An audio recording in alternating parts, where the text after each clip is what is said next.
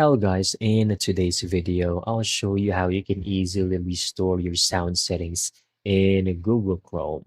Let's begin. So you have noticed that you have already configured your volume settings to 100% and there's still no sounds or nothing is playing at all in your YouTube or any websites at all. To fix this, open Chrome. So this is YouTube, all right? Click on this icon, the three dots, go to settings.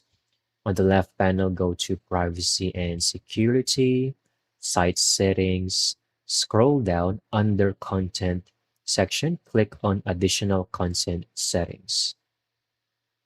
From here, locate sound, and probably the reason why it's because you might have this option enabled, don't allow sites to play sound. So go ahead, click on enable sites to play sound, and that will fix most of the issues on your Chrome browser.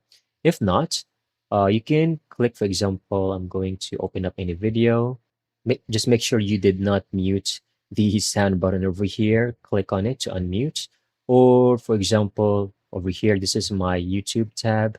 Right click and you will notice mute site. So you might have accidentally click on this. Like for example, I'm going to click on it and then there's actually no sound. It's not audible and it's already maxed volume. So go ahead, right click or you can right click and unmute site.